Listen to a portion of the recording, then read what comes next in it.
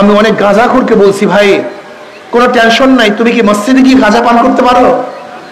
না হুজুর। বলে কেন? সেখানে তো পরিবেশ নাই। আমি বললাম যে ইসলাম হুকুমত হলে গোটা বাংলাদেশটা এরকম পরিবেশ হয়ে যাবে যেখানে তুমি নিজ ইচ্ছাতে গাঁজা ছেড়ে দেবা, গাঁজা পান করতে পারবা না। তুমি ভাবছো আমি বিপর্দা, আমি কি করব? তুমি জানো না তুমি এমন এক পরিবেশ পাবা যেখানে নিজেকে উলঙ্গ অবস্থায় রাস্তায় বের করতে তোমার মনই চাইবে না যে আমি উলঙ্গ অবস্থায় রাস্তায় বের হবো কিভাবে। তুমি আজকে সুদখোর, ইসলামী হুকুমত আসলে সুদের মাধ্যমে তোমার অর্থনীতি চাঙ্গা করার প্রয়োজন নাই, বরং ইসলামী অর্থনীতি তোমাকে ধনী হওয়ার ব্যবস্থা করে দিবে। একজন খারাপ লোক ইসলাম হুকুমত আসলে ভালো হয়ে যাবে। আল্লাহ পাক কি বলেন?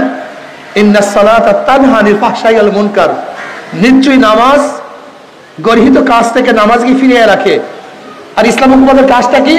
আল্লাহ পাক কালামে পাকের মধ্যে ফরমান আল্লাযীনা ইন মাক্কান্নাহুম ফিল আরদি আকামুস সালাহ, যদি ওদেরকে ক্ষমতা দেওয়া হয় তারা প্রথম কি করবে? নামাজ কায়েম করবে। কি করবে? আর নামাজ যদি কায়েম করতে পারি তাহলে মানুষগুলি ভালো হয়ে যাবে, চুরি থাকবে না, ডাকাতি থাকবে না, জুলুম থাকবে না, অত্যাচার থাকবে না, অবিচার থাকবে না। এই জন্য আসুন আগামীতে আমরা শান্তির প্রতি হাত পাখান। যারা নৌকায় নির্বাচন করে তারা নৌকা চালাতে পারে না, যারা ধানের শীষে নির্বাচন করে তারা ধান কাটতে পারে না, যারা নাঙ্গল নির্বাচন করে নাঙ্গল বইতে পারে না, যারা কাস্তে কুঠার নিয়ে নির্বাচন করে তারা নিজের রাখবি ফাটতে পারে না। কিন্তু হাত পাকে এমন এক প্রতীক যে নির্বাচন করে সেও চালাতে পারে, যারা নির্বাচন করে তারাও চালাতে পারে, গরিবরাও চালাতে পারে, ধনীরাও চালাতে পারে, পুরুষরাও চালাতে পারে, মহিলারাও চালাতে পারে।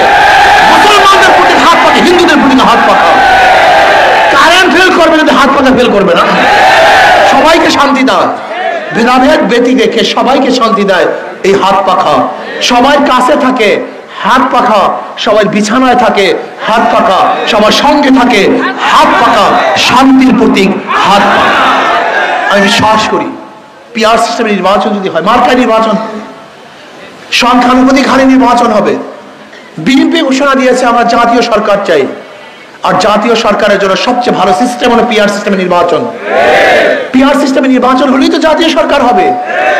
পিআর সিস্টেমে নির্বাচন হলে সমস্ত আদর্শের মানুষ সংসদে থাকবে, যারা 1% ভোট পাবে তাদের একজন প্রতিনিধি সংসদে থাকবে। সমস্যা কি?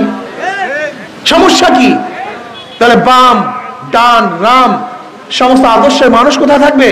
সংসদে থাকবে। রাস্তা চিল্লে চিল্লে দরকার নাই, আমরা সংসদে চিল্লা চিল্লে করে আমরা দাবি উত্থাপন করে। সমস্যা কি? পিআর সিস্টেমে নির্বাচন ব্যতীত বাংলাদেশে নির্বাচন হয়, তা সেই নির্বাচন প্রশ্নবিদ্ধ নির্বাচন হবে, সেই নির্বাচন কলুষিত হবে, সেখানে আবার পেশি শক্তি ব্যবহার করা হবে, সেখানে আবার কালো টাকার সরাসরি হবে, সেখানে আবার গুন্ডা বদমাশ ডাকাত এবং দুর্নীতিবাজরা আবার নির্বাচিত হবে। কিন্তু পিআর সিস্টেমে নির্বাচন হলে মানুষ মার্কায় ভোট দিবে, কোনো ব্যক্তিকে ভোট দিবে না। কাকে ভোট দিবে?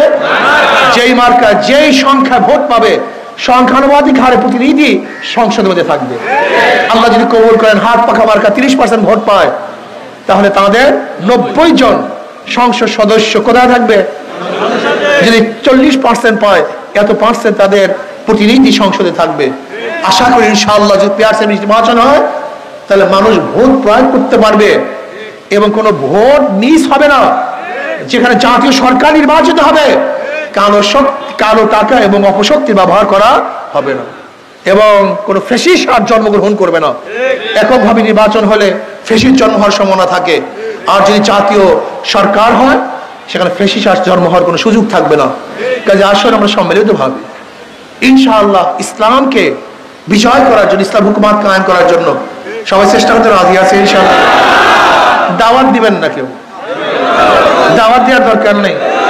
আজকের থেকে নিয়াত করেন, আজকে থেকে নিয়াত করেন আমি কমপক্ষে 500 লোকের কাছে দাওয়াত দিয়ে যাব, কমপক্ষে 100 জনের কাছে দাওয়াত দিয়ে যাব, কমপক্ষে 50 জন লোক ইনশাআল্লাহ দাওয়াতের মাধ্যমে ইসলাম হুকুমতের জন্য আমি সদস্য করবই করবো ইনশাআল্লাহ।